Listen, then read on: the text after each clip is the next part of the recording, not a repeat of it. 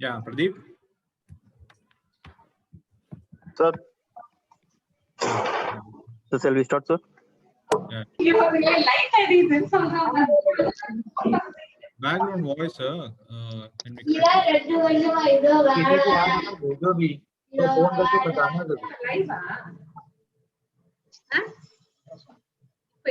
Pradeep, can we correct this background voice before we start?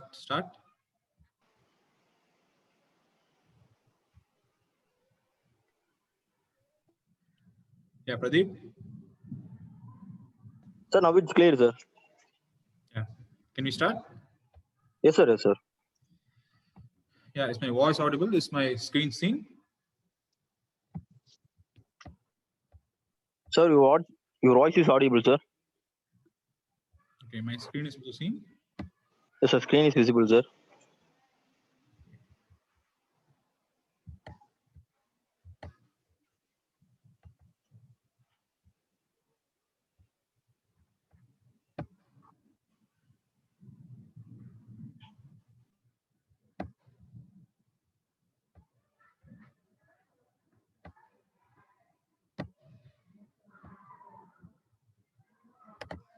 Is it seen, Pradeep? Can we go?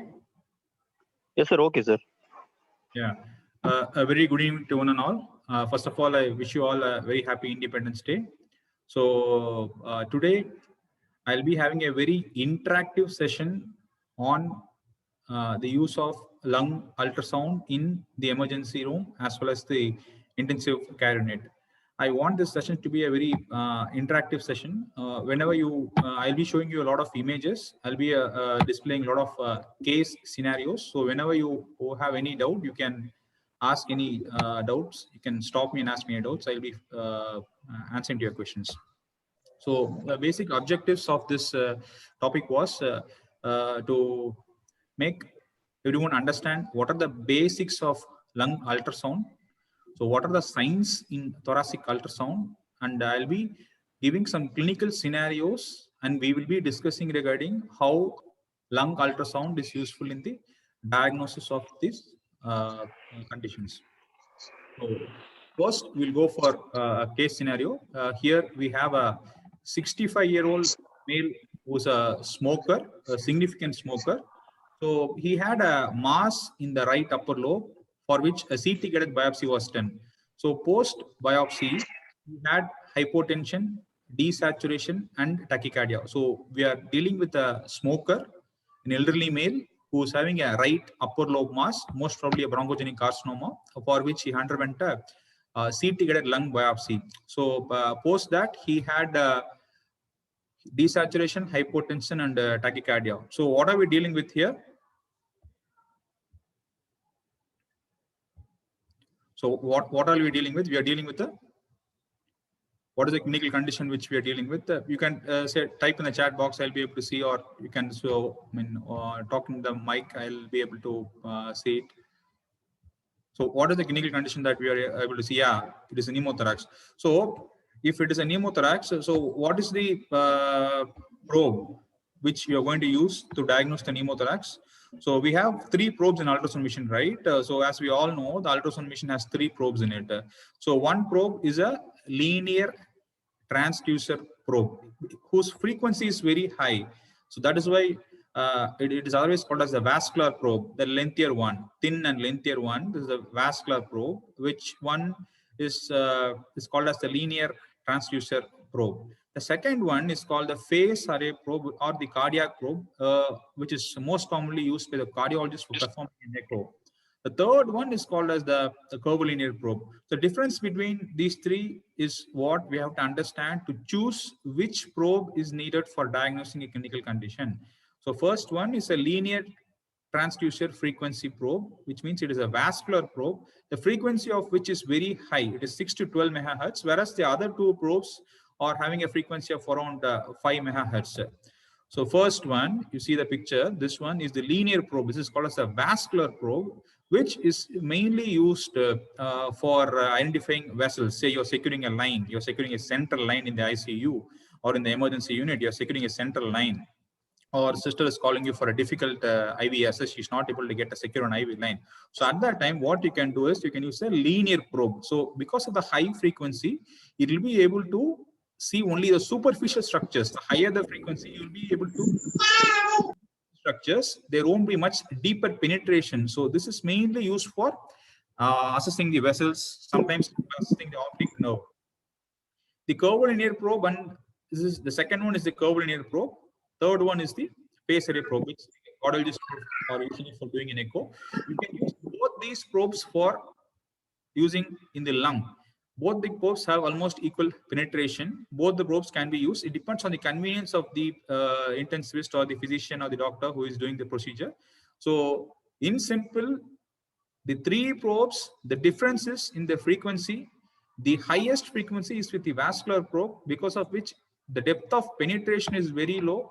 So you're visualizing only the superficial structures, especially the vessels, or especially you can visualize the pleura. So we're talking about the lung. So you want to know something is happening in the pleura or in the pleura-lung interface, the superficial structure, then the vascular probe is very highly useful. You want to look at a pleural efficient, you want to look at a consolidation, you want to look at a lung mass, then you have to penetrate more and go deeper inside. So we can choose either the curvilinear probe or the phase array or the cardiac probe. So the answer for this is, as you rightly said, it's a pneumothorax. So since we are discussing about the frequency of the linear probe or the vascular probe is very high, and because of which it won't penetrate much deeper. So the vascular probe is the one which is used for diagnosing a pneumothorax, because pneumothorax is involvement of pleura is more. So pleural lesions are best, superficial lesions are best diagnosed using a linear transducer probe. Remember, it is just the frequency which varies, because of which the structures which you are going to see is going to change, and according to the clinical scenario, you need to pick up the probe. So we'll talk a little bit about the basics of ultrasound. Then only you'll be able to perform ultrasound in and apply it in the clinical sense. So initially, lung ultrasound was not at all used. Initially, they thought that lung is not a very good medium. Lung is not good when we're talking about ultrasound. So just a general question. So ultrasonic waves, basically, when you put the ultrasound probe on your chest, what happens is there is a wave, which is a sound wave, which is generated. Depending upon how the wave is going to get reflected back to the probe. I repeat once again, when you switch on the probe and keep the probe on the chest wall, an ultrasonic wave is generated. So depending on how the wave is being conducted, that is how the ultrasonic images appear. So what we have to know is whether a normal lung, a normal healthy lung, a normal aerated lung is a very good medium for conduction of ultrasonic waves or not, or is pleural effusion is a good medium for conduction, or it is a consolidation, or it is a pulmonary edema, or it is a mass. See, you're talking about different pathologies. Normal aerated lung will have air, whereas pleural effusion will have fluid. Consolidation will have a mixed picture of say fluid as well as a normal lung. Pulmonary edema will have fluid in the interstitium. Lung mass is a huge structure which is normally not seen, but it is seen in if it is seen. So we are talking about different things. So which one will conduct the sound waves more? In your opinion, anybody just feel free to say, doctors, because without understanding this, we cannot understand the rest of the things. Understanding of the concept is very, very important. So which among this will be very useful for conduction of sounds? Which one is a very, very good medium for conduction of sound? So everybody will think that pleural effusion may conduct more, consolidation may conduct more, lung pulmonary edema may conduct more, or lung mass may conduct more. Just give your opinion, because I want to know what is your understanding. Okay, we'll move on. The basic concept is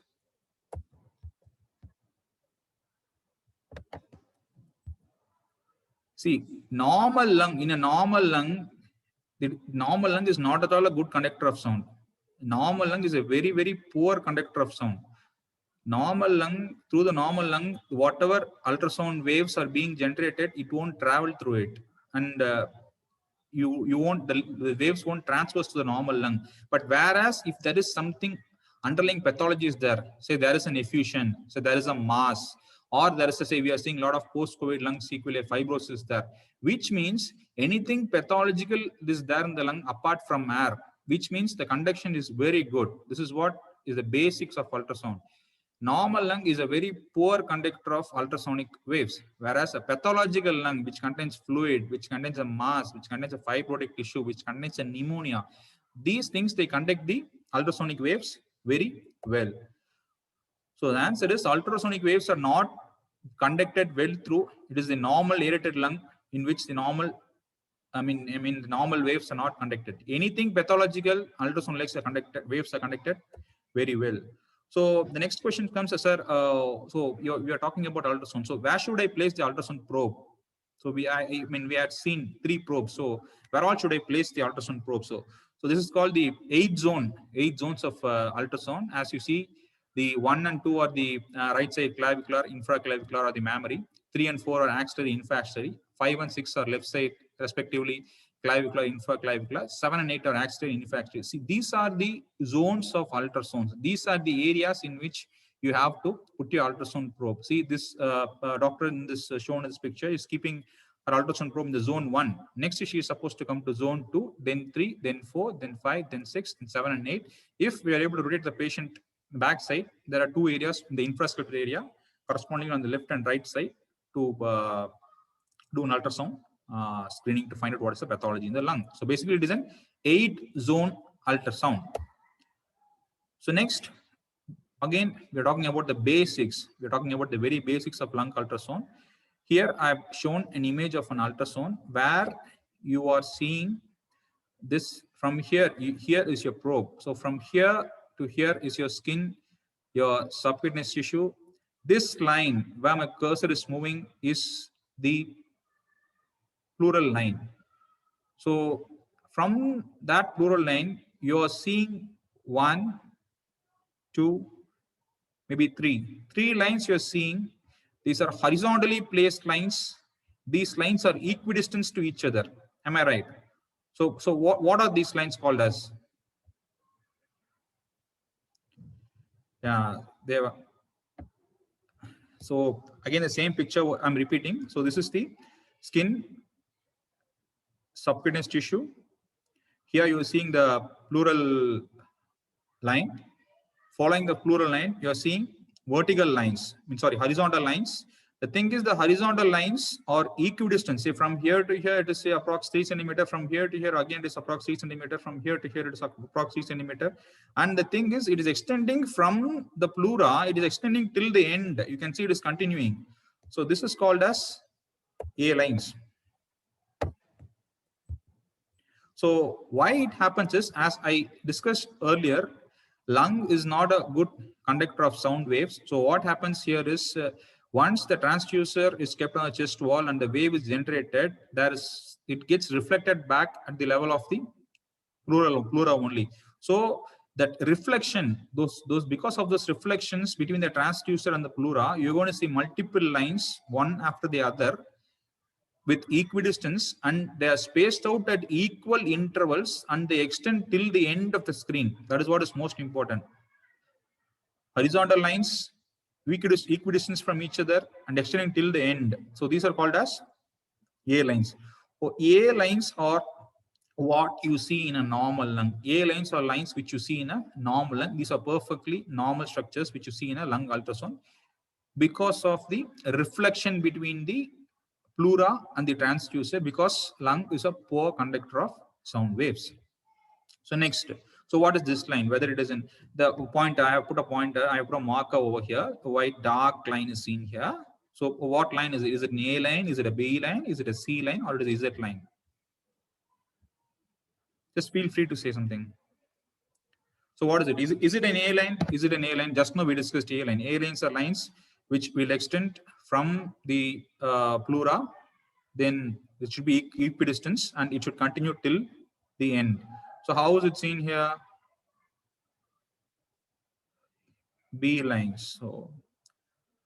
So B lines are basically vertical lines. B lines are basically vertical lines, but you see there is not much. There is only one line which is extending, maybe say from here till here, and this line is, this pleural line is appearing very thick, right? This is not how it usually appears. This is appearing very thick. This is not how it usually appears. So this line is basically a, these are called Z lines. These are called Z lines. If somebody is appearing for an exam or going for an appear in an exam or an interview, they might ask you this question: what are Z lines? Z lines are also normal lines. These are also seen in normal lungs. These are also seen in normal lungs. This happens when the parietal and visceral pleura are very close to each other, and the same concept of refraction artifact is happening here. So previously I told, the ultrasonic wave which is generated from the probe, it gets reflected at the level of the pleural line. But here that is happening between the two pleura. That two surfaces of the visceral and parietal pleura, between that the ultrasonic waves are getting moving around. So that is why you see as a very hyperechoic line. Hyperechoic, I mean, is a very white line, and beyond which there is only some slight shadow. This is called as a reverberation artifact. So this is also something normal which you will be seeing when you're doing a lung ultrasound, and there is not something pathological. So how to get rid of this? You just need to adjust the probe, adjust the movement of the probe. You need to little bit move your probe around so that you will be able to get a normal view. Why I'm showing this is not something pathological. This is something usually which you see in a lung ultrasound. But if you're going to change the position of your probe, this artifact will get back to normal. So this is called as Z line. This is a completely normal physiology. Ultrasound is a very sensitive tool. So the ultrasound movement should be very fine, and it should be very slow movements. It should not be like I mean, it should be a very gentle movement. The movement should be only at the level of the wrist, and it should be very slow and gentle, because it's a very sensitive tool. So just a recap of whatever we have discussed till now. So here, look at my pointer. So this is the skin. You're seeing the subcutaneous tissue. You're seeing the muscle. You're seeing the muscle. So from here, this line is the pleural line. So after which you are seeing the reverberation artifacts, which are equidistant from one another, and they're extending till the end. You see from here to here, from here to here, from here to here, from here to here. So it is extending. So these are called as A lines. It is a normal physiology. This also is a normal physiology. This is called as Z lines. It is a reverberation artifact. So these two are seen in a normal lung because of reflection and reverberation. So in which condition will you get bat wing sign? I want please doctors just reply in the chat box. So bat wing sign is seen in pulmonary embolism, pulmonary edema, pneumothorax, normal aerated lung, pulmonary hemorrhage. I'm talking about ultrasound. I'm not talking about chest X-ray. I'm talking about an ultrasound. Where do you in ultrasound in an ultrasound where do you get? I'm not talking about X-ray. I'm talking about an ultrasound. I'm talking about lung ultrasound. I'm talking about lung ultrasound. Where do you get bat wing sign? You get in pulmonary embolism, you get in pulmonary edema, you get in pneumothorax, you get in a normal aerated lung, or you get in a pulmonary alveolar hemorrhage. So I got many options as say pulmonary edema. So I'll move on. So this is the similar picture I had shown you earlier in the previous slide. So observe this, my pointer. So the skin, you're seeing the subcutaneous tissue, you're seeing the muscle, you're seeing the pleura. This white line is the pleura, beyond which you start seeing the A lines. You're seeing one line here, say one line here, you start seeing the A lines. So this dark shadows which you see on either side are the rib shadows. So again, you see here, it is a similar picture. So these two dark structures, what you see here are the rib shadows. In between that, what you're seeing is the skin, subcutaneous tissue, the muscle, you're seeing the pleural line, and below that, you start seeing the A lines. So the ribs correspond, which are dark, will correspond to the wings of the bat. The lung, which you're going to see, will correspond to the body of the bat. So bat wing sign is a normal thing what you see in a lung ultrasound. But whereas in X-ray, as you rightly said, it is favoring a pulmonary edema. You see here, The wings will correspond to the ribs, which is marked as R. The body of the bat will correspond to the A line or B line. It will correspond to the it will correspond to the A line, the normal lung. So this is called as a bat wing sign, which happens in a normal aerated lung. We'll move to the next case. So here we're talking about a 60-year-old smoker. We're talking about an elderly gentleman who's a smoker, who's a case of say diabetic hypertensive for a quite long period. So he has come to the ER emergency department with shortness of breath, swelling of bilateral lower limbs, and what is the ultrasound showing?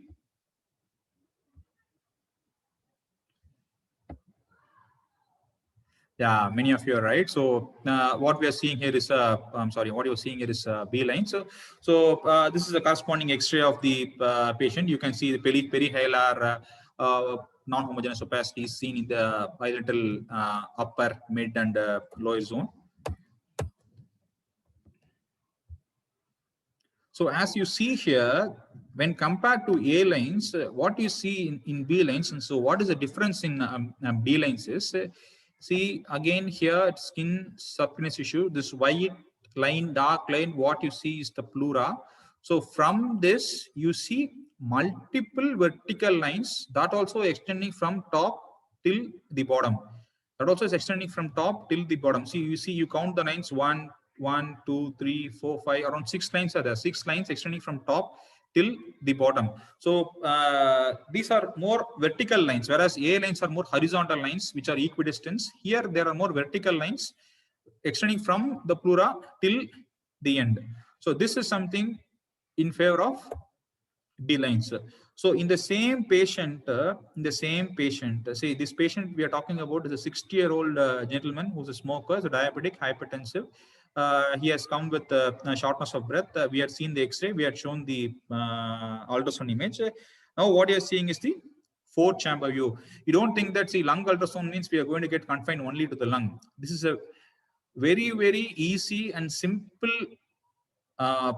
view of an echo view, which can be done by every physician. Once you start doing it, it's a very easy technique. See what you have to do for getting this. This is called as the apical 4-chamber view. 4-chamber, they mean the right atrium, right ventricle, left atrium, as left ventricle, as seen in this picture. So as seen in this image, what you have to do is you have to position the patient towards his left.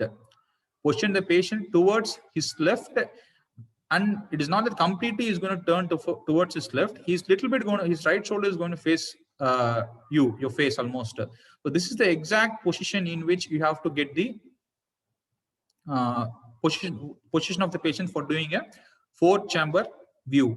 4-chamber view can be obtained in this position. So what is the first thing you have to do is you have to know where to keep the probe. So you are saying 4-chamber view. So where should I keep the probe? Where should I keep the probe? So which probe you will use here? You will use the cardiac probe, because you need the waves to go penetrate more deeper. So you're going to use a cardiac probe. You see the probe is being used here as a cardiac probe.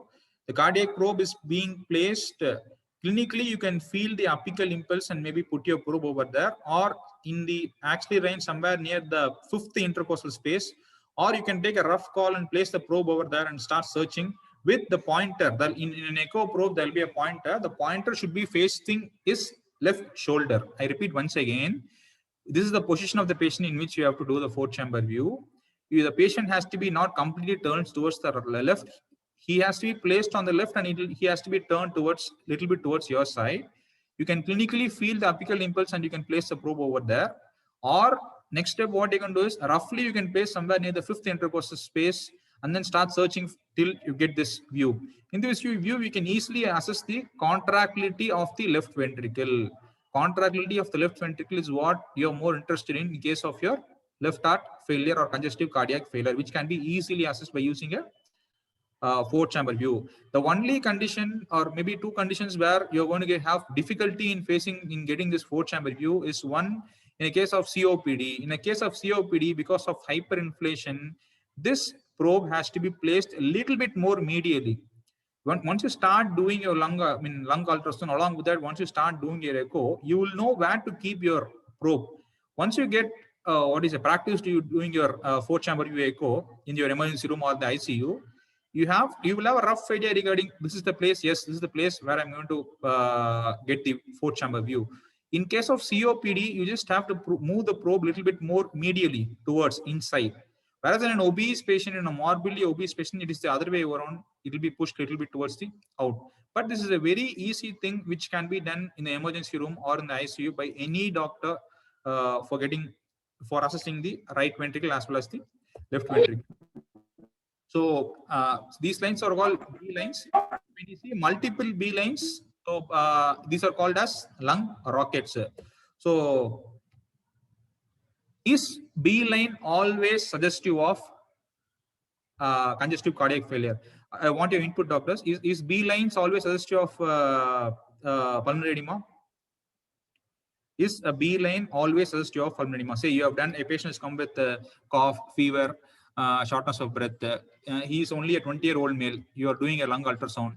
Your X-ray is showing perihalar shadows, but patient is not having any shortness of breath. You're doing a lung ultrasound on him. You are seeing B lines are there. So are you dealing with pulmonary edema? So my indirect question here is B lines. Does B lines recognize only or directly, indirectly indicate only presence of pulmonary edema?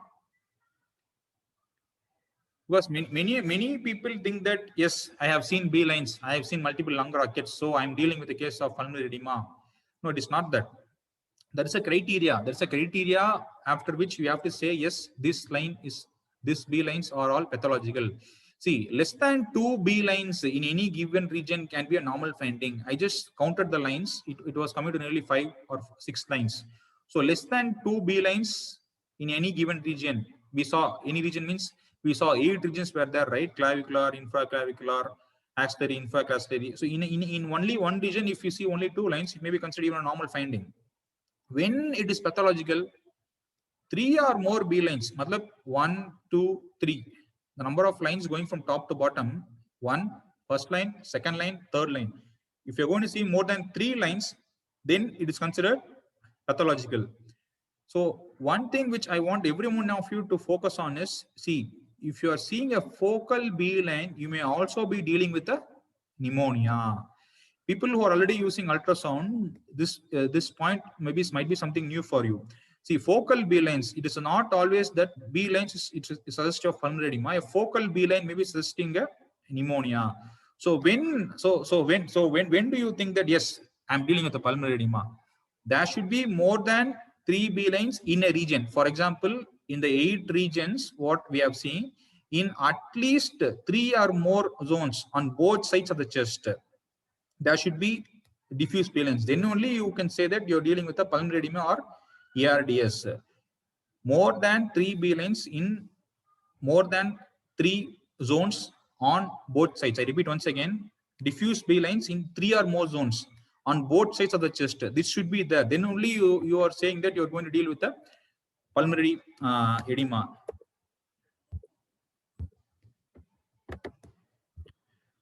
This is, I want to show this article to everyone.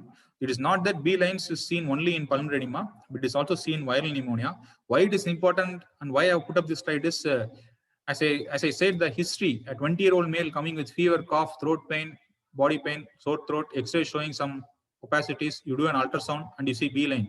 You may be dealing with the COVID-19 pneumonia, because COVID-19 pneumonia will also have B lines, and focal B lines can happen in a bacterial pneumonia. So ultimately, what I'm trying to convey to you is that it is not that every B line what you're seeing is a pulmonary edema. A focal B line may be a bacterial pneumonia. A B line, which is to say a B line is favoring a pulmonary pneumonia, ARDS, it should be present. More than 3 B lines should be present in more than 3 zones on pulmonary edema. Why I put up this slide is, if in this era where we are afraid, or we should be conscious before osculating any patients who came with the flu-like symptoms, it is better to do a lung ultrasound for them. And if you see B lines in them, then you should highly suspect COVID-19 pneumonia in them. So the answer for this is CCF. The patient whom we are discussing about is a 60-year-old smoker who is a diabetic, hypertensive. with shortness of breath, the swelling of bilateral lower limb, and ultrasound is showing B lines. Another thing which we can, I can add upon is if you're dealing with such a patient and you're seeing B lines, second thing what I want every one of you to trace or look for is presence of effusion. So if you see bilateral B lines, say in both right side and left side, there are multiple lung B lines, the lung rockets, significant lung rockets are there. Along with that, there are bilateral pleural effusion. There is nothing else it can be. Your patient comes to the ER, you need not do any blood investigations. You are auscultating, your clinical diagnosis is favoring your cardiac failure. Before doing an X-ray, before doing any trop by NT-proBNP, you just need, all it is just an ultrasound. You put your ultrasound on the chest wall. You are seeing multiple B lines. You are seeing bilateral pleural effusion. You are dealing with nothing else, but it is a cardiac failure case. 60. We'll go to the same history. This is again the same gentleman. We are seeing the same gentleman who has come to us with the who's a known diabetic and hypertensive. He has come to the ER with shortness of breath, and ultrasound is showing the bilateral swelling of lower limbs is there. But what are these lines which we are seeing? He's seeing here in the ultrasound. What are these lines which you're seeing? Kindly interact, doctors. Then only you'll be able to learn. So what are these lines? You may be wrong, but just comment. What are these lines? This pink. Yeah, these are A lines.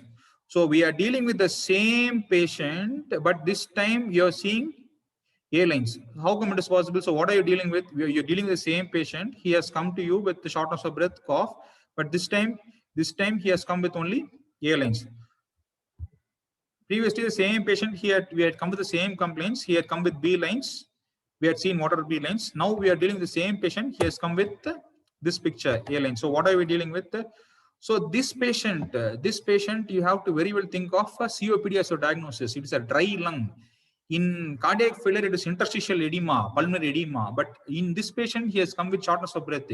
In both cardiac failure and COPD, you will have wheeze. Yes or no? Because in left ventricular failure, there is something called as cardiac wheeze. You all know that. So how to differentiate between a cardiac wheeze and a pulmonary and cardiac wheeze and a COPD or an obstructive aortic disease wheeze? The best tool for that is not CT, is not X-ray, is not a stethoscope. It is your lung ultrasound. If the wheeze is because of pulmonary edema or cardiac failure, what you will see in the lung ultrasound is the B line. Whereas if it is because of your COPD, what you're going to see is your A line. There's often a fight in the casualty between the cardiology resident and the pulmonology resident. Pulmonology resident will say it is cardiac failure, whereas your cardiology resident will say no, it is COPD exacerbation. So how to find out what is happening with them, the patient? It is your lung ultrasound. If you see multiple B lines, lung rockets, if you see pleural effusion, you're dealing with and the patient is having wheeze, you're dealing with the cardiac failure. If you're taking a significant wheeze, but you're not seeing any B lines, you're not seeing any pleural effusion, all you're seeing is only A lines, then you're dealing with the COPD lung or it is a dry lung. So this is a typical X-ray which of a patient of COPD, a tubular heart, hyperinflation, everything is there. If this patient comes to a casualty with significant wheeze, you have to think about COPD, but you confirm the diagnosis. Say this patient also having some amount of blunting of the CP angle. So you may think it is efficient, but actually it is not efficient. It is called as a pseudo blunting. It happens because of hyperinflation. The CP angle is blunted. So how will you prove? Yes, it is pseudo blunting and it is not a pleural. It is not a cardiac failure related effusion. The cardiology PG will say no, there is bilateral pleural effusion. Chest is having wheeze, so it is cardiac failure. You take up the case. It is not my case. They will say. So how to understand? How to identify whether it is a cardiac failure related shadow or it is a lung hyperinflation related shadow? Again, the answer is only given by ultrasound. So again, we'll just see a spotter. So what do you see here on this image? What am I pointing at? You're seeing three lung rockets. You're seeing, right? 1, 2, 3. You're seeing 3 lines from the top to bottom. So these are called B lines. This is in one zone. Whereas here, what you see is the normal lung. You're seeing the A line. So what I've been trying to convey to you all is the difference between A lines and B lines and how to interpret it clinically. So basically, A lines are seen in normal lungs, dry lungs. B lines are seen in wet lungs, cardiac failure, or interstitial edema, or maybe COVID-19 pneumonia, or ARDS will have this wet lungs. But B lines, not always, every, here you got my pointer, so not every B line is considered significant. It's considered significant, as I discussed, more than 3 in more than 3 zones on both sides. So this is how B lines will look like, and this is how A lines will look like. B lines from top to bottom, these are vertical lines. Again, A lines from top to bottom, these are horizontal lines. They are equidistant from each other. We go to another case scenario. We have a 35-year-old female, a known case of CKD, chronic kidney disease, who comes to the emergency room with the shortness of breath. She has a saturation of 88% in room air, and BP is only 70/60. She's in shock. And there is history of frequent use of OCP. So what is your clinical diagnosis and what is the next best investigation of choice? So whether you're going to do a 2D echo, or you're going to do an ultrasound, or you're going to compression test to look for DVT, or you're going to do all of the above. What are you going to do? Whatever you feel free, doctor, just put in the chat box. We'll have an interactive session so that, so basically we are dealing with a CKD patient. A CKD patient who has frequent use of OCPs has come to us with the shortness of breath, sudden onset of shortness of breath. Sudden onset of shortness of breath in a young female, frequent use of OCP with a background of CKD, who is in shock. So what are you dealing with? Echo, all of the above, C, D, compression test, look for DVT. Okay. So we will go for a short discussion, doctors. So here, what I'm showing is we are dealing with a pulmonary embolism. So as all of us know, the diagnosis here is a pulmonary embolism. So the diagnostic investigation of choice for a pulmonary embolism is a CT pulmonary angiography. But here, given the clinical scenario that she is having a severe hypotension, 70/50, and with a background of chronic kidney disease, you cannot shift her to the casualty, from the casualty to the emergency room. You cannot give her her creatinine is high, you cannot shift her and do a contrast study. So what you have to do is you have to do something called as a lung ultrasound first. In lung ultrasound, you may, it is not that you will always, you may pick up something like this. You may pick up something like this, which is corresponding to the pulmonary infarct. It is very difficult, but you may get, if it is a huge infarct, if it is a huge infarct, say in the right side main pulmonary artery, you put your probe on your right side, you may get some shadows like this. So this corresponds to the area of the affected lung. So this is a pulmonary infarct, which will be seen like this in the lung ultrasound. As we discussed about the 4-chamber view, I discussed about the 4-chamber view. What is the position in which you have to keep the patient to do the 4-chamber view, and how you have to adjust the probe to get the 4-chamber view. So first thing, you're doing a lung ultrasound. Say for example, we will assume that she has got a huge thrombus in the right main pulmonary artery. So what will happen if you put your probe on the right side of the lung? You will get a shadow like this that corresponds to the pulmonary infarct. If you're going to do a 4-chamber view echo, as you see here, the right ventricle is grossly dilated. So you have done a lung ultrasound that is showing signs suggestive of pulmonary infarct. You are doing a 4-chamber view echo in which you see the right atrium and right ventricle are grossly dilated. Next, what you do is you put your ultrasound probe. You have to look for the vessels. So which probe you will look for here? Which probe will be using, doctors?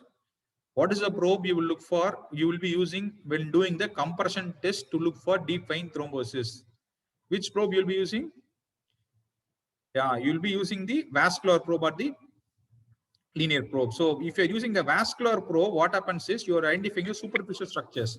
So normally what happens is you see this vein, V is vein, A is artery. Normally this vein will be getting completely compressed, but in the presence of a evidence of a thrombus, the compression will not be effective. The vessels will not get completely closed. So it will be seen. So here you're dealing with a CKD patient who's a young female who has history of multiple use of OCPs, who has come to with you with a diagnosis of pulmonary embolism, but you are not able to do a CT pulmonary angiography. So since you are not able to do a CT pulmonary angiography, next time, 5 minutes time in the ultrasound, yes, ultrasound. You can do a lung ultrasound to identify the lung infarct, to find out the presence of dilatation of the right atrium and right ventricle, and you can do something called as the compression test or the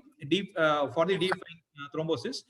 This you have to keep your probe over the saphenous vein. So in the inguinal region, you can keep the probe, and it is a very easy test to do. If you keep your vein on the inguinal region, you'll be able to see the vessels. The veins will get compressed, but whereas if your veins are not getting compressed, you see the image, you see my pointer. So the vein is seen here, but after giving compression also, the vein is not getting completely compressed. So in this case, your diagnosis is none other than pulmonary embolism.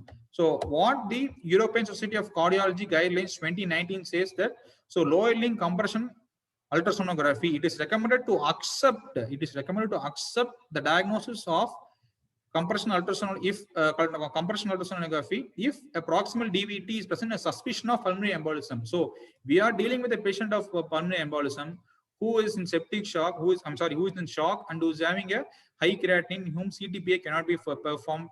So in him or her, the best thing what we are supposed to do is a lung ultrasound, a 4-chamber view, and a DVT, compression test. If all 3 tests are positive, you can straight away go and start the treatment for the patient. You can even thrombolize the patient with only this evidence only. So this is called as triple point ultrasound, where number 1, you're looking at the lung.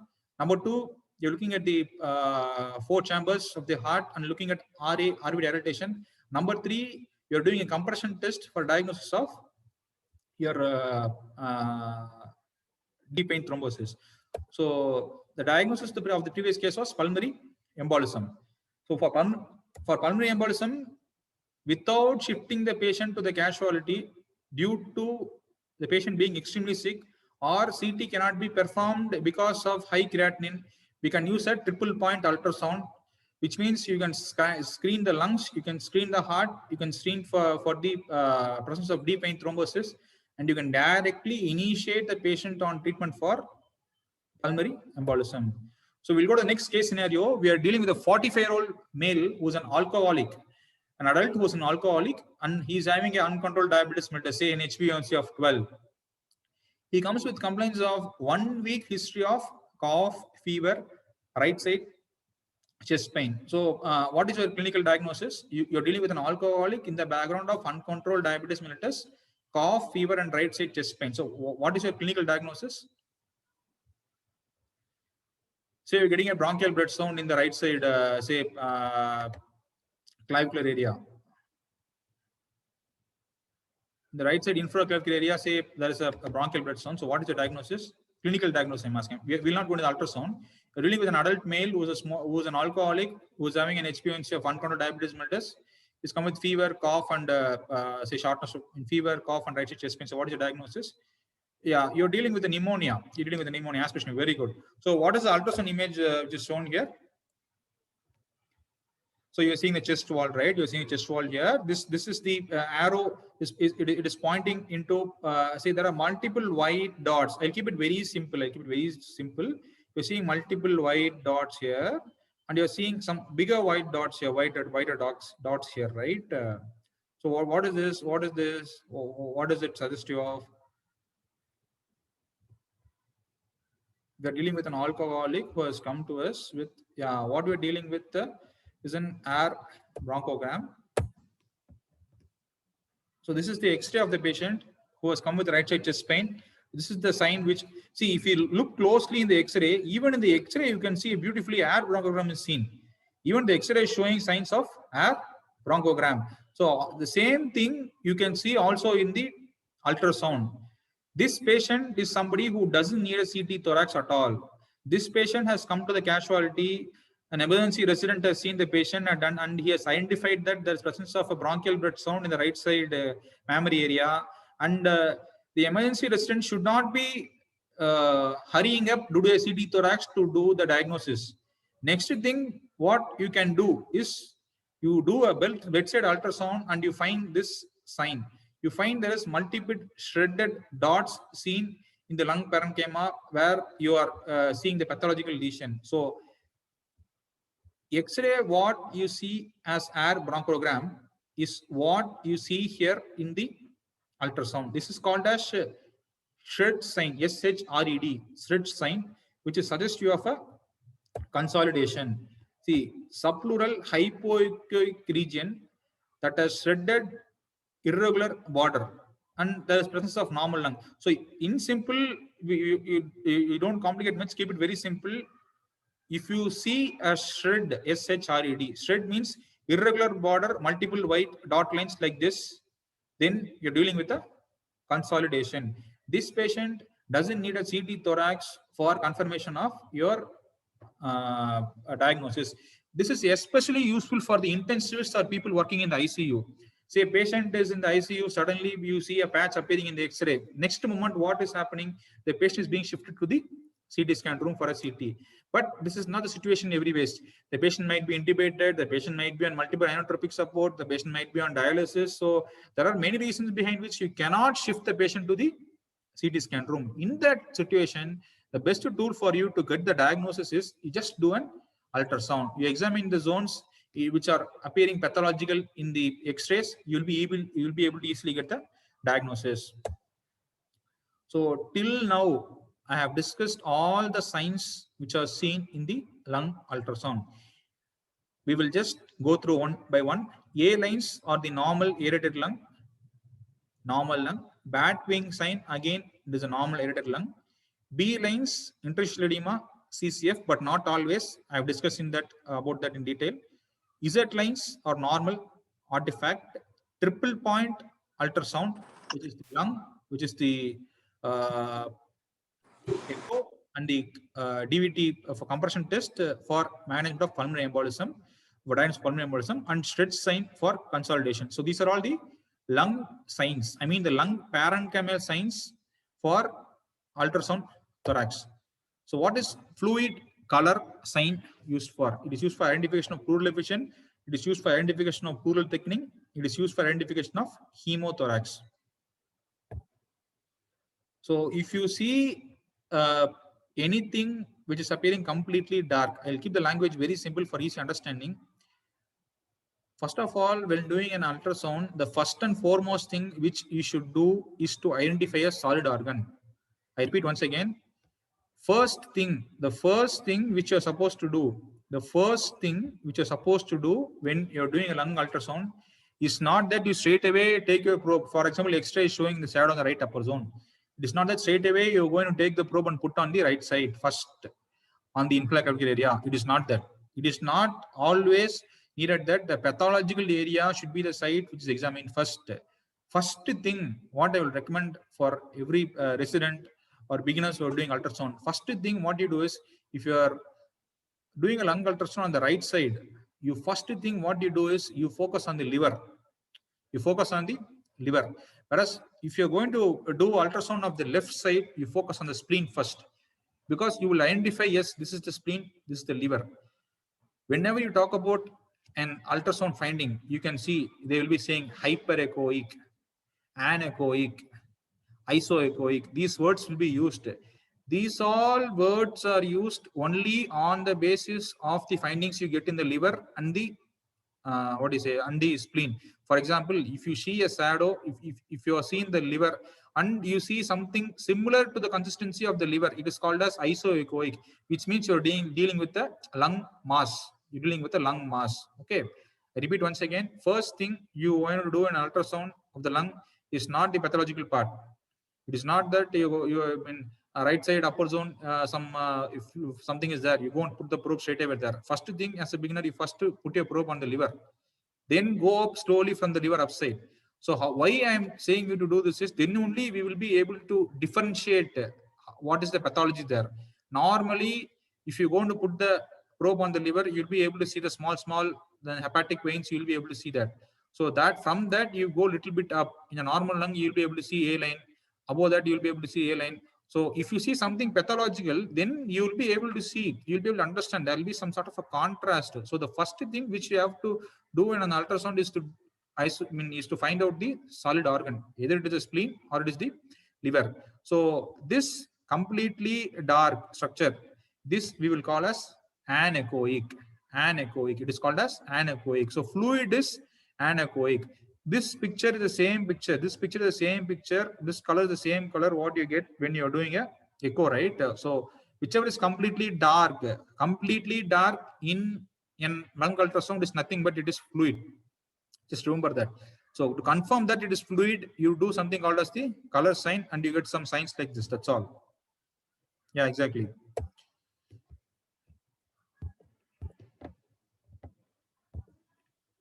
So next thing is what is this fluid color sign used for? Is as we discussed earlier, it is used for identification of pleural effusion. So this many buttons are there in the ultrasound probe. So we will talk a little bit about it so that we will know how it is being used. So if you are going to use a normal ultrasound, it is always set in the B mode or the, you see number 12, 2D, it is the two-dimensional mode. If you're going to do a normal lung ultrasound, indirectly, it will be always there in the B mode or the two-dimensional mode. But we have to start using this mode, which is called as the M mode. M mode means when it is in motion, how it appears. That is what is called as the M mode. Say, for example, the pleura, when it is moving, how it appears. To identify that, this M mode is very important. B mode or the 2D mode, two-dimensional mode, is the mode which is always there in any ultrasound machine. But if you have to see something when it is moving, how it is appearing. For example, you have to see how the pleura it is when it is moving. Then you have to use the M mode. So M mode, 2D. 2D is B, always we use it. M mode is something which we have to start using it, which we'll be discussing about. Then color. Color is something which we just know saw. If you're going to deal with the pleural effusion, yes, I'm seeing a pleural effusion. I just need to confirm it. Just put a color, it will start doing. That's all. Then depth. You see number 4. Number 4 is the depth. You want to know, say for example, you're dealing with a pleural effusion. You want to know what is the depth of the pleural effusion so that I can safely put my needle inside. So for assessing the depth, you need you have calipers in number 2. Calipers is number 2, in which you can measure. You can start from where you can use the cursor. You can mark. You can start and you can end at one point. It will show you the depth. Caliper is used for measuring the depth. Depth is for the lesion's depth to increase and decrease. We use this. I want you to focus on this one, M mode. M mode is something which we should start using, and it is very useful for diagnosing lesions like pneumothorax. So, as I discussed, anechoic, anything appearing completely dark is a fluid. So this is the pleural fluid. Rest of the things I'll explain you, but remember this is what is the how the pleural fluid appears in the lung ultrasound. It is an anechoic shadow. Skin, subcutaneous tissue from here till here. From look at my arrow, from here till here is completely fluid. So this is how it appears in B mode. So in the B mode, till here the fluid. If in the same patient, if you keep the probe in the same position and you switch on to M mode, you see here, look at my arrow where I'm pointing at. You see it is a fluid here seen. There you put the M mode, so you get some shadows like this. So both are images of ultrasound images in a patient with pleural effusion, whereas the picture on where my arrow is pointing at, where there is an anechoic shadow or a completely dark shadow from here to here, what you see is the pleural fluid. This is the B mode or the 2D mode. This is a conventional view on any ultrasound. But if you want to switch over to M mode, you keep the probe there and just put the mode called as M. M mode you press, there's something like this. You see a waveform, you see a wave, you see here, wave. So this is the skin, subcutaneous tissue. You see the wave here. Why this wave is appearing? Because in M mode, we are capturing the images in motion. In motion, what happens? The fluid inside the pleural cavity, it moves because this lung, it moves. Lungs, it with inspiration and expiration, it goes, it inflates, it deflates, it inflates, it deflates, with which the movement of the fluid also can be seen. This is called as a sinusoidal sign. This is called as sinusoidal sign. You see a sinus sign. sinusoidal signs, up and down, up and down, up and down. This you will see only when there is presence of pleural effusion. The part where it is written effusion, it is very dark, so it is an anechoic shadow, it is a fluid. The rest of the part, which is the normal lung, which is getting inflated and deflated, inflated and deflated. So this is something which we see in M mode. I repeat once again, anechoic shadow, pleural fluid, dark fluid. This is B mode or 2D mode, which is the conventional one. Whereas this is the M mode, where you will be seeing everything. You will be seeing the skin, you will be seeing the subcutaneous tissue. But with respect to motion, with respect to movement, what is happening? The pleura, the lung is moving inside along with the fluid. That will appear as waves, sinusoidal waves. So this is called as sinusoidal sign, which happens in pleural effusion. The same thing I have shown you in this is the M mode. In M mode, skin, subcutaneous tissue, but whereas you see the sinusoidal sign. Sinusoidal sign is seen because of the presence of effusion in the pleural cavity. This structures, underlying structures, whatever we see here is underlying lung. So we'll go to another case scenario. A patient underwent a closed pleural biopsy. A patient underwent a closed pleural biopsies without the guidance of, you're not seeing the pleural cavity inside, just you put a needle inside the pleural cavity and you're doing a biopsy. And then the patient immediately next moment, he develops hypotension, tachycardia and desaturation. So what is the clinical diagnosis? Post pleural biopsy, you have done a pleural biopsy, you have taken a biopsy from the pleura. So after taking biopsy from the pleura, there is a presence of hypotension, there is presence of tachycardia, there is presence of desaturation. So what are you dealing with? Yeah, pneumothorax is only a very good possibility, but what else can happen? When you're doing a pleural biopsy, there is a very high chance that you can rupture, you can hit the intercostal vessels, because of which the patient starts bleeding into the pleural cavity. Pneumothorax is agreed, but especially with respect to your closed pleural biopsy, when you're going to do a closed pleural biopsy and you're going to hit a vessel, there's a very high chance that the patient is going to bleed into the pleural cavity. So what happens is he immediately develops something called as the hemothorax, which is presence of blood in the pleural cavity. So what is the sign which is shown here? Again, it is a M mode. It is the same picture what we have seen. So this is the fluid.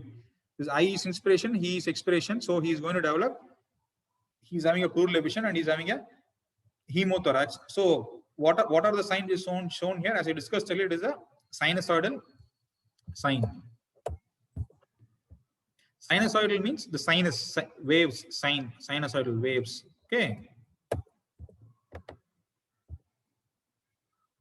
This is something which somebody who's doing an ultrasound will see in and out every day. So this is called as a jellyfish sign. What is a jellyfish sign? See, you see here the pleural effusion is there. This is the fluid. This is the underlying liver, and you see this structure mentioned as the lung. This is the collapsed lung. That is the collapsed lung. Collapse means what I mean by collapse is, since there is significant amount of fluid in the pleural cavity, the lung automatically it is collapsing. If the lung is collapsing automatically, it will appear, it will come down and shrink like a jellyfish, which we see here like this. So this is called as the jellyfish sign. So if you see an anechoic shadow, anechoic means it is completely dark. It is completely dark. So you see an anechoic shadow. In between, you are seeing a shadow which is appearing like a jellyfish and it is floating. It means you're dealing with a collapsed lung. That is your jellyfish.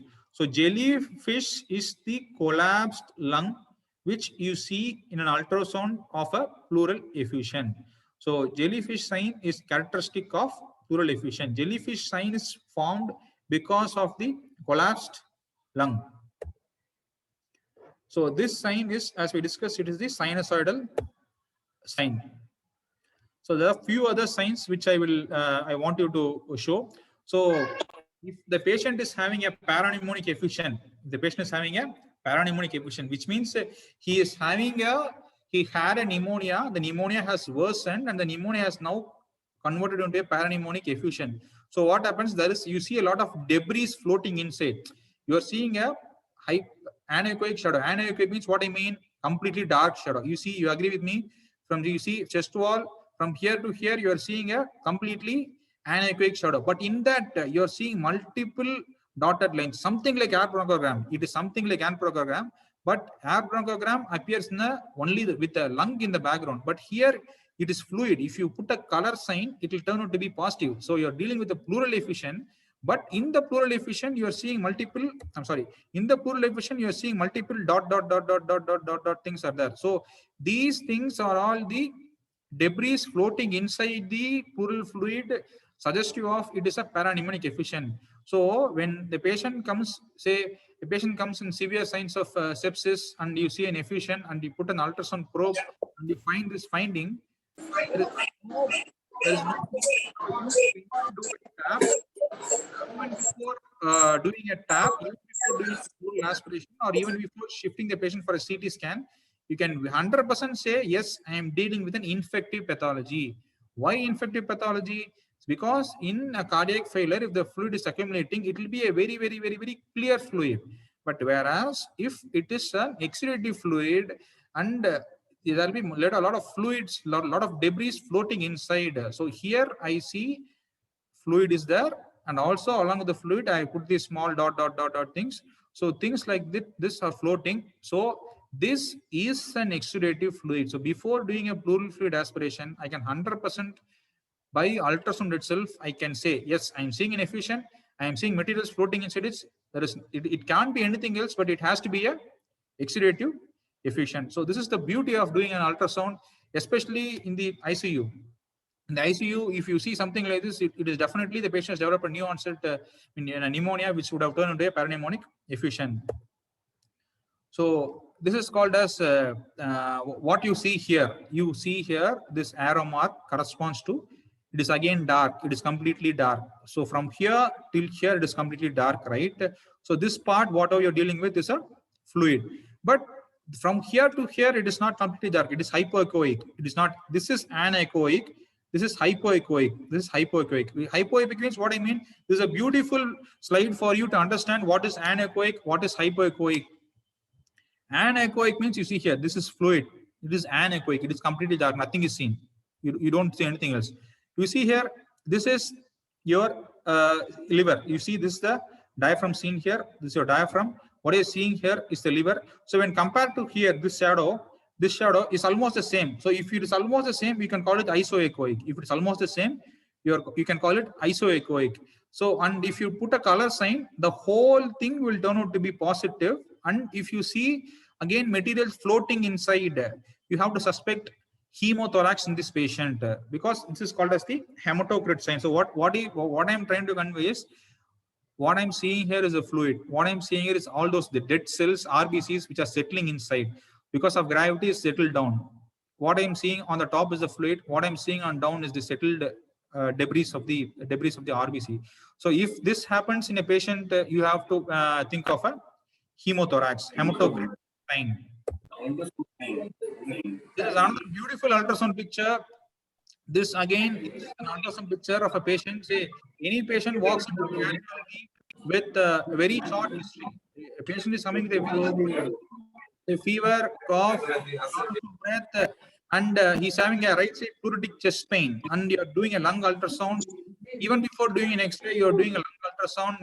You're putting the probe in the place where he's having pain, and you see something like this. It is nothing but you're dealing with a pneumonic effusion. You're seeing multiple septations. There are different stages of pneumonic effusion, and septations is one stage. So clinical history along with ultrasound is a beautiful and excellent tool for you to make a clinical diagnosis in the emergency room. Patient coming with fever, cough, shortness of breath, pleuritic chest pain. You are not doing blood investigation. You are not doing X-ray. You are just putting your probe on the place where he is saying pleuritic pain. You are seeing this picture. Your diagnosis is a complicated pneumonic effusion.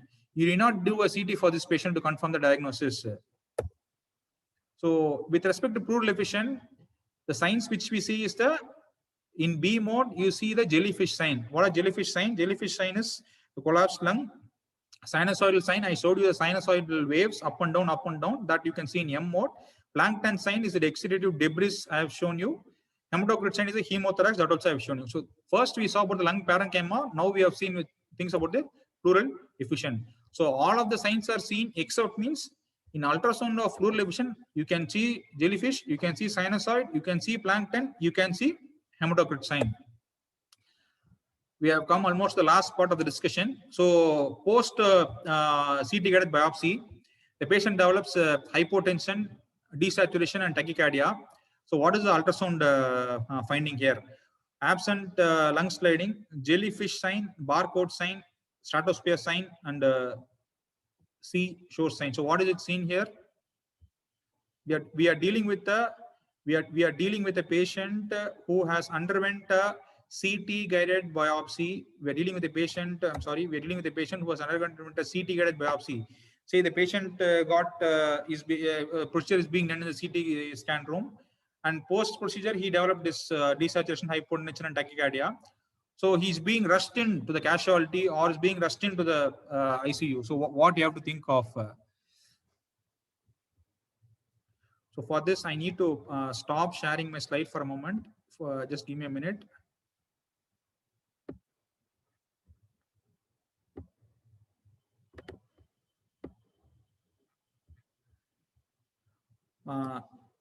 What are you people seeing now? Doctors, what do you see now? You're seeing an ultrasound image, right? This is something very important for emergency residents, critical care residents, for pulmonologists, for everyone. It is very, very important. You see how beautifully you're seeing, you look at my pointer carefully, you're seeing the skin, subcutaneous tissue, you are seeing this dark white line, that is the pleural line. This dark white line, what you're seeing is the pleural line. And you're seeing that with respect to the patient's breath, there is some amount of movement, right? This pleura is starting to slide. This pleura is sliding against the underlying skin. You see this image. You see this image. If you see the image, what you're seeing the same thing. You're seeing the skin, subcutaneous tissue. You're seeing the pleura here, and beneath the pleura, the lung is beautifully sliding. The lung is beautifully sliding. So this is called as a sliding sign, which is normal, which is seen in everybody's lung. In my lung as well as your lung, this will be completely seen. This is called as the sliding sign seen in the normal lung ultrasound. Sliding means the pleura is sliding against the lung. That pleura is sliding against the underlying lung. Visceral and parietal pleura are sliding to each other, and the lung is moving with the pleura. That much is what you have to understand. So you all remember this picture in your mind. You all have to remember this picture in your mind. You can see the pleura, it is sliding against the underlying lung. So you see here, you see you see my pointer. You see my pointer where I'm pointing it. You're looking at two different images, right? The image here, it is beautifully seen. Where my cursor is there, where my pointer is there, it is beautifully seen that this part sliding is present. Yes or no? This part sliding is completely present. But you see the other part. You see now where my pointer is pointing at. In that point, you are seeing that the sliding is not seen. Are you doctors able to recognize it? You are seeing two things here. Number one, you see this line is the pleural line. This pleura is seen sliding. Underlying sliding is completely seen. Whereas on the other half, now where my cursor is seen, you are seeing that the entire set from here to here is moving as a whole. It is not, it is here you see this part is moving separately. You see the lung, the underlying lung is moving beautifully, it is moving, but here it is not at all moving. So this is called absent lung sliding. Here lung sliding is present. So lung sliding is seen normally. Lung sliding is present normally in every individual, but in case of pneumothorax, this lung sliding is absent. So I'm going to introduce a new term for you all. It is called as lung point. I repeat once again, lung point. Number one, you are seeing the sliding. Number two, you are seeing the lung is not sliding. The point where sliding and there is no sliding meet, that is called as the lung point. I'll show this image once again for your refreshment. You see here, lung is sliding. This is lung sliding is present, beautifully seen. Lung is seen sliding. You see here, this part, your lung is seen sliding, whereas here, your lung is not seen sliding. So the point where both the sliding and absent sliding meet is called as the lung point. The lung point is confirmatory for presence of pneumothorax. Lung point is confirmatory for presence of pneumothorax. Okay. So you have to know what is sliding. You have to know what is not sliding and what is lung point. Last time I'll show. So this is your lung sliding. You are seeing the lung, which is sliding beautifully. Number one. Here you see lung is sliding. Here, this part you see lung is not sliding. So the communication, the point where both meets is called as the lung point, which is the characteristic of a, which is the diagnostic for a pneumothorax. It is not that absent lung sliding is there, I'm dealing with pneumothorax. It is not like that. If there is absent lung sliding and you are identifying a lung point, it is diagnostic of a pneumothorax. So this mode is M mode. What you see here is the M mode. So this is the finding of a.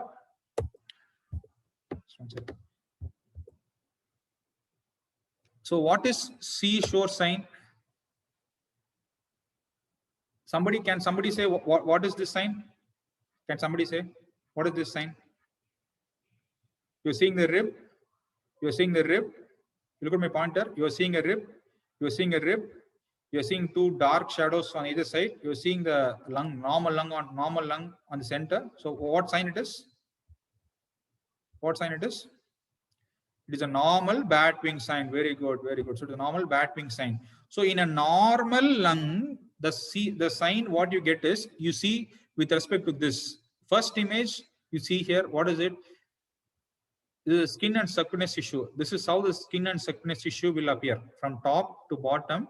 The skin and subcutaneous tissue will appear like a, what do you say, lines, horizontal lines from top to bottom. So the skin, subcutaneous tissue. So one light means so it is like coming at this picture is seen like this. So lung, this is how it appears in ultrasound. So multiple dots, say like a sand. So C shore sign is the finding of a normal lung ultrasound. I repeat once again. C shore. C means it is corresponding to the skin subcutaneous tissue. Shore means it is corresponding to the normal lung. It's appearing as a grand. So sand is beautiful picture depicting the finding clearly. So this is the C and the shore.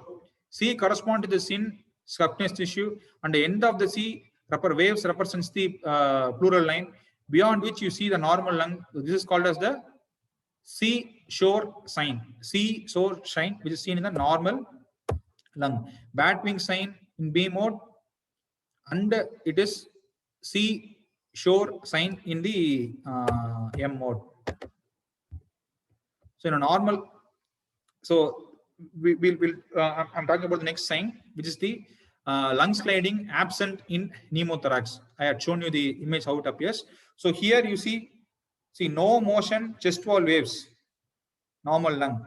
Positive motion, beach. So it is the C shore sign you see in a normal lung. Whereas in a pneumothorax, as we saw, there is absent lung sliding. The sliding was not present. So from top to bottom, it is the same. It is the, from top to bottom, it is uniform. So that is called as the barcode or stratosphere sign. Barcode is when you buy something in the any shop or mall, the code is there, right? That is what they refer to, barcode or stratosphere sign. Both are the same.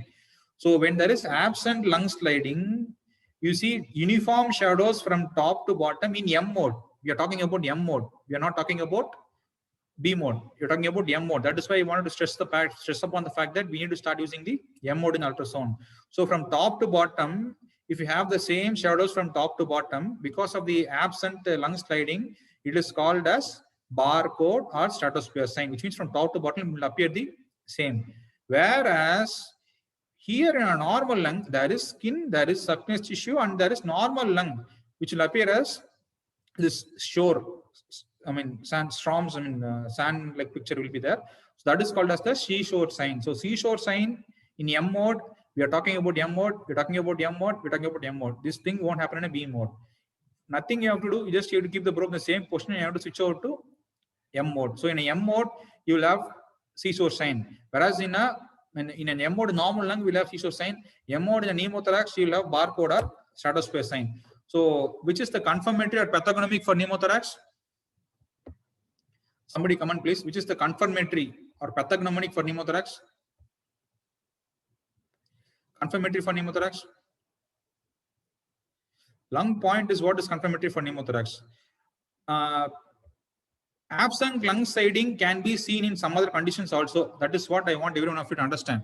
See, lung sliding is absent, so it is pneumothorax. No, it is not like that.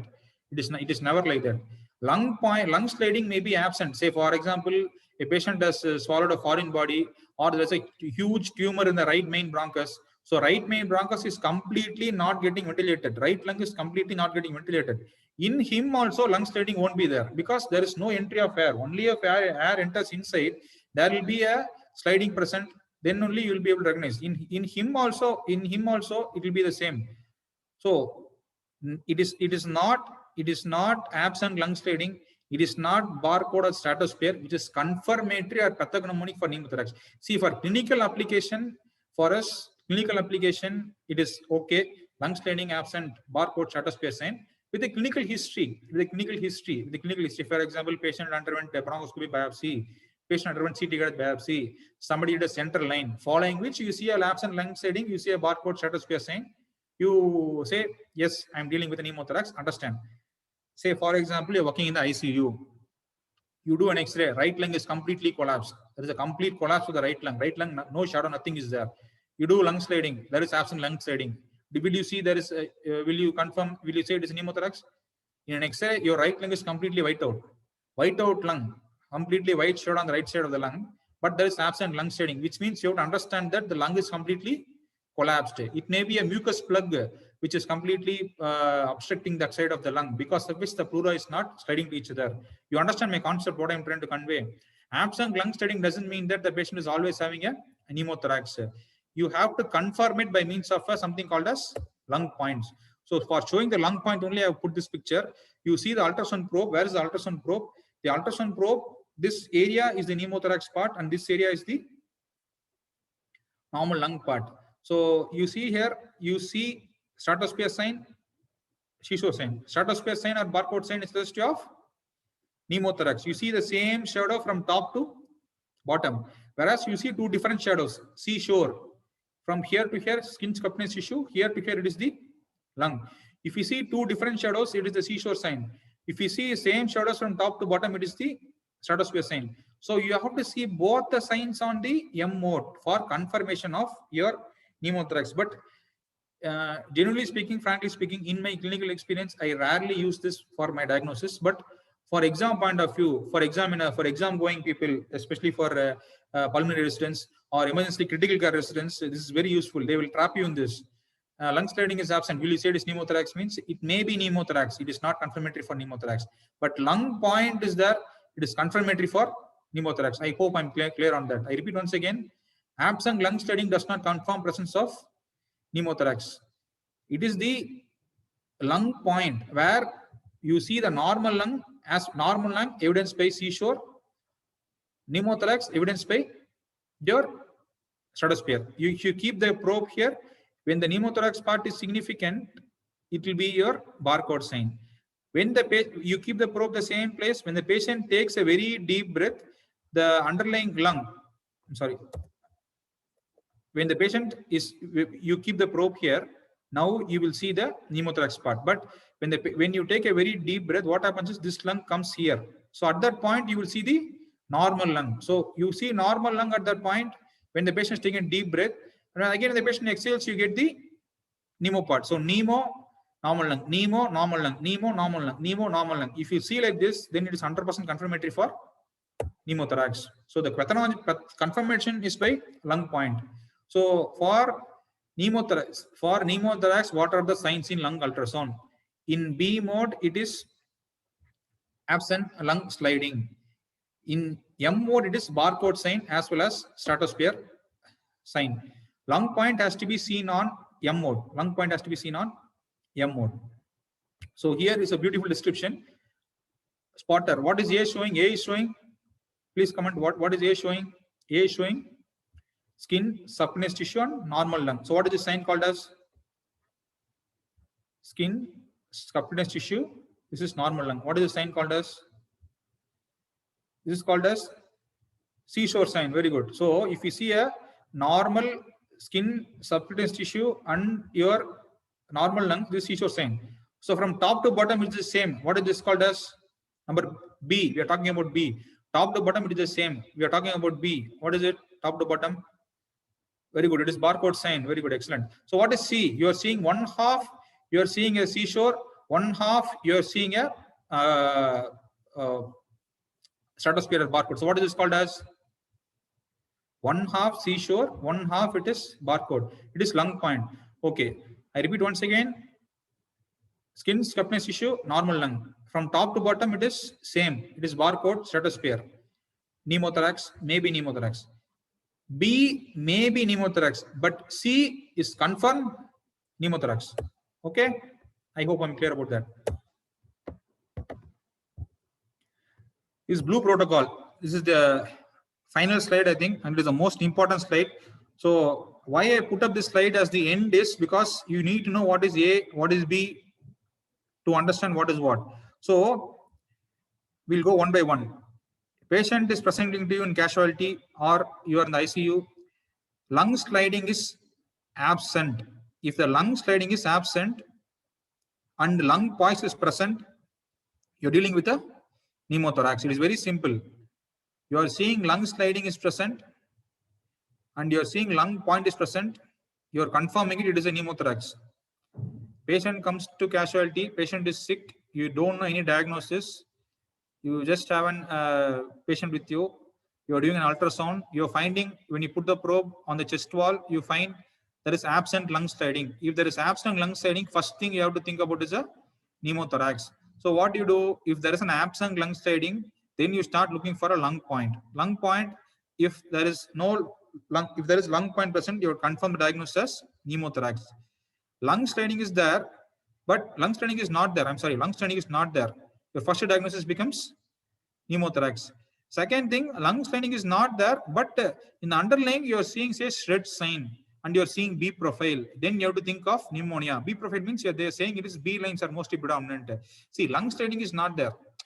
Both the pleura is not what is sliding against each other, but you are seeing multiple B lines. Then you have to think of a pneumonia. Say it is a massive pneumonia is completely occluding one side of the lung. Then you have to think of B lines when you have to think of pneumonia. So in simple, lung sliding absent, first thing you think is a pneumothorax. Lung sliding absent, but you are not seeing underlying, I mean, you are seeing underlying B profile, then you think of massive pneumonia. Lung sliding is present. This is what usually mostly happens. So this is what is most important. Lung sliding is present and I am seeing B lines, multiple lung rockets on both sides of the lung. So my diagnosis is pulmonary edema. I repeat once again, patients come to casualty, you have seen lung ultrasound, lung sliding is present. And if lung sliding is present and you are seeing a B profile, multiple B lines, lung rockets, then you're dealing with a pulmonary edema. Second, patient is coming to casualty. You are not dealing with you are not seeing B lines, but you are seeing A lines. B lines means we discuss it is wet lung. A lines means we discuss it is dry lungs. Dry lungs means you have 2-3 diagnoses.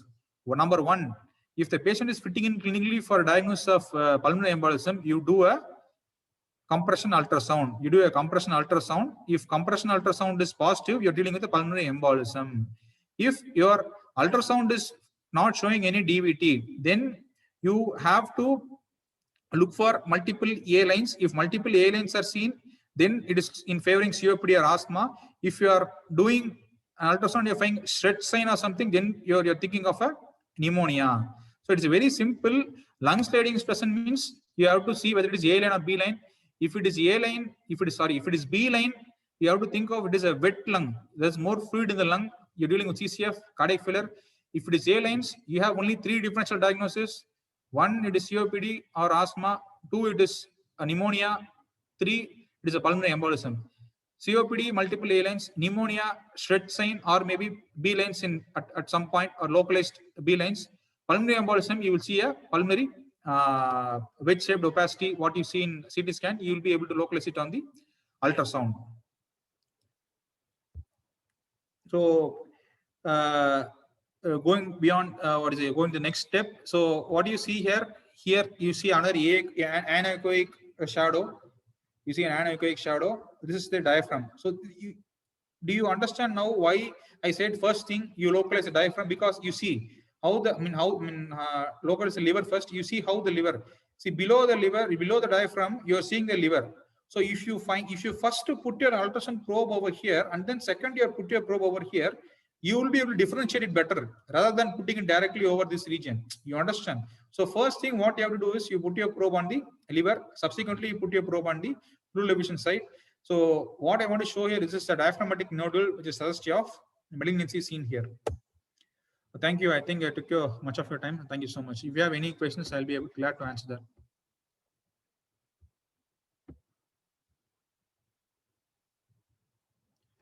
So this is a mail ID. If you want, I can share this slide also with you. Any questions from anybody? Feel free to ask, doctors.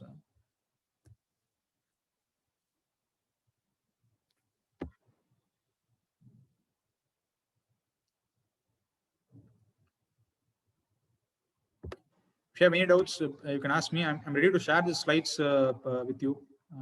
You can send a mail to me.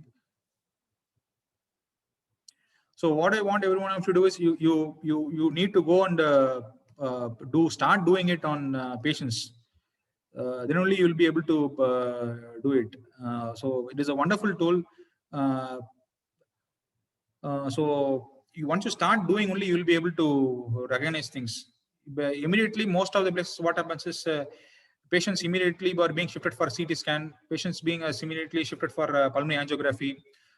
You can do a very good ultrasound. You can excel in ultrasound and make a clinical diagnosis very easily bedside, especially critical care, ICU, excellent tool for diagnosis, especially a patient is on ventilator, on multiple anastomotic support, not supposed to be shifted to the ICU. So hematocrit sign. So what is hematocrit sign? Is hematocrit sign is I suspect a hematocrit. When I suspect a hemothorax, as I said, some procedure has been done. Some pleural procedure has been done. Say pleural biopsy has been taken, following which, say you have done a pleural tapping. You have done a pleural tapping on a patient for a pleural effusion. Initially, the amount of pleural effusion was small. But after doing pleural tapping, patient is desaturating, patient is hypotensing, patient is having chest pain. So again, you do an ultrasound. This time, what you see is the amount of pleural effusion is increased, but there is an anechoic shadow. Anechoic shadow means the shadow on the top, but close to the probe, which is anechoic, but below the bottom part, you are seeing a lot of debris, which means there is because of the bleed, the RBCs are all getting settled down. So because the RBCs are settling down, you are going to see 2 different shadows. Let me show that to you once. You'll be able to understand it better.